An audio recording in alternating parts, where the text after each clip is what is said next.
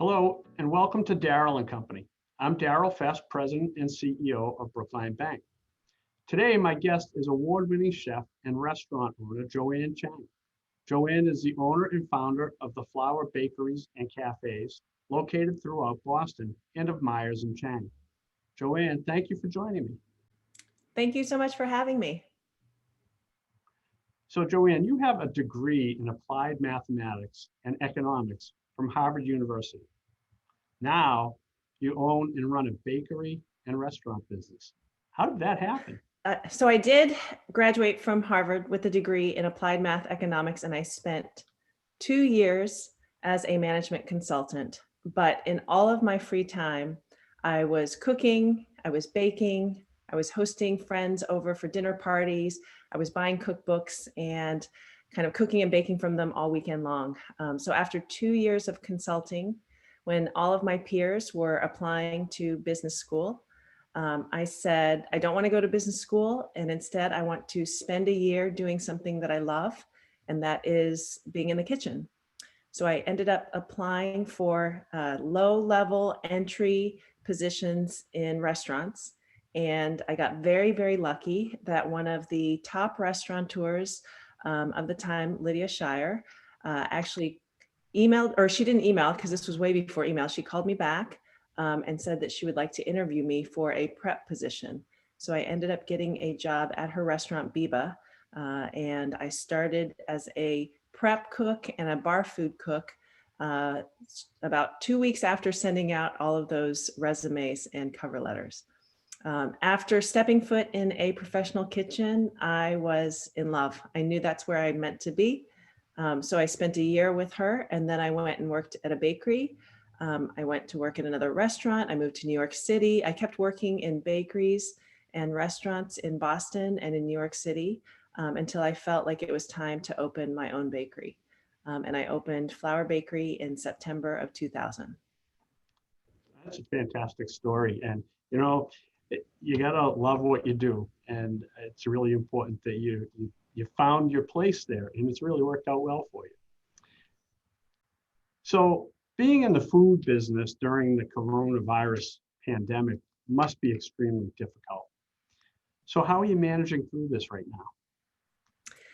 Being in the food business now during Corona is super, super challenging for a gazillion reasons. I mean, for all of the obvious reasons, you know, we're having a hard time in terms of sales because people are not going out as much.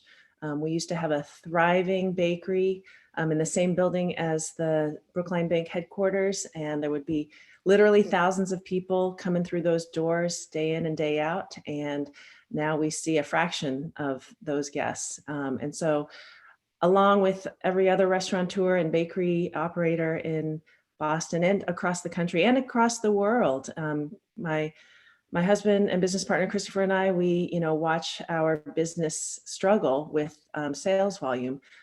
And the thing is that most of our fixed expenses have remained the same while our volume has decreased. But even more challenging is the fact that now everybody is trying so hard to be really safe, both our team and our guests. And it's really, really hard because as soon as somebody doesn't feel well, in the past, if you had, a sore throat or a sniffle, you would still go to work and it was fine. But now anytime somebody feels even slightly under the weather, we don't let them come to work. Anytime anybody has any sort of issue, they can't come to work. And then physically speaking, we're really working hard to socially distance the teams within the bakeries and the restaurant, as well as guests. And that's been a challenge because I think everybody's dealing with COVID fatigue and people are having a hard time. But that's something that we talk about constantly with the teams. So it really is about just trying to get our sales volume at least to the point where we can cover our costs and make it through the winter. Everybody's hopeful that in the spring next year and in the summer, hopefully we'll have some better news. At the very least in the spring and the summer of next year, we'll have more opportunities for outdoor seating. We've been able to do some outdoor seating with our locations now, but that's soon going away with wintertime coming. So I think being in the food business has just been, a really tough time for everybody, but we do what we love, and hopefully people will continue to come and get takeout and sustain us all throughout the winter.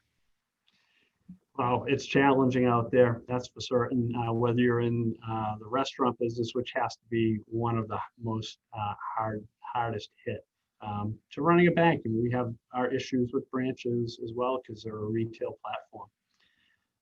So that was a little hard to take, that kind of hearing that kind of business news.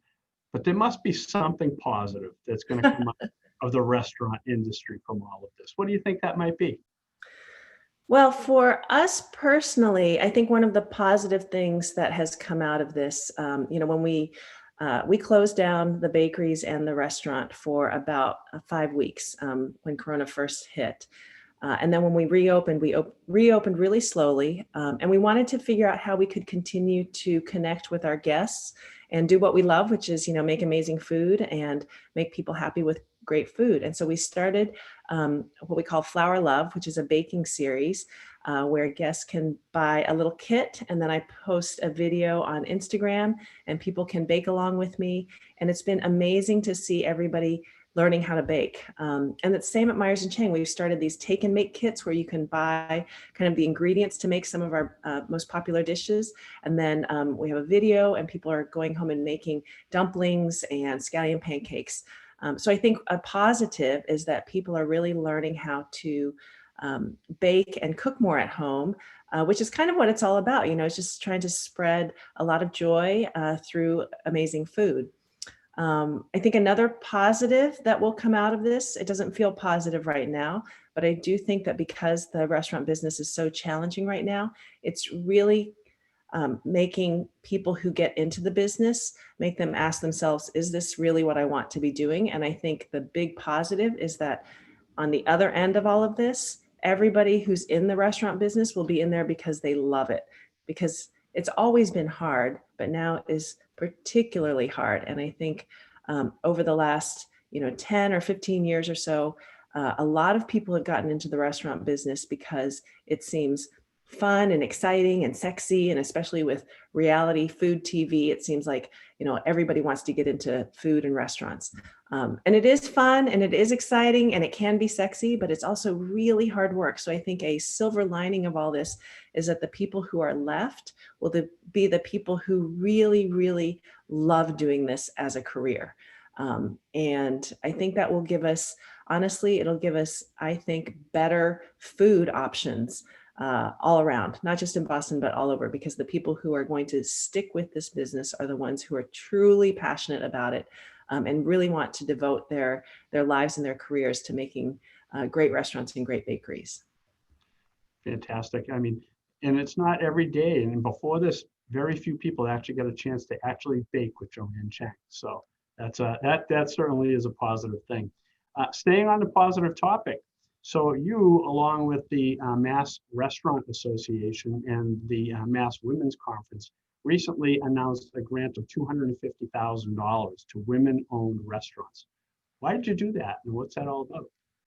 So this was an amazing opportunity that I was asked to be a part of to help spread the word, where the Mass Conference for Women, they were supposed to have their annual conference here in October, and it was going to be thousands and thousands of women across the country gathering here in Boston.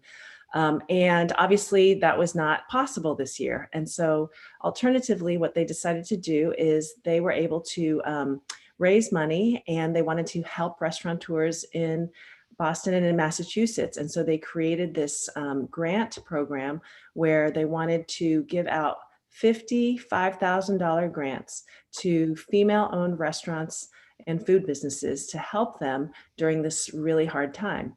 And the actual process to apply was relatively straightforward. I mean, you had to prove that you were a female-owned business, and you had to explain why the money would be helpful to you. And that was really kind of the only litmus test. And so then the organization has gone through and sifted through all of the applicants, and they'll be announcing the winners soon. And it's just an opportunity to help people right now who are having a challenging time.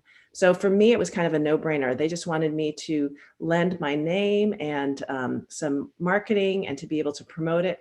And I gladly did that. I let everybody we know through social media and through sending emails. We wanted to let people know that if you are a female-owned restaurant or food business, please apply for this, because this $5,000 could be, make or break for you. And it's been such an honor to be involved. And I haven't been part of the process to actually select the winners, but instead they're just allowing me to kind of make sure that everybody knows about it.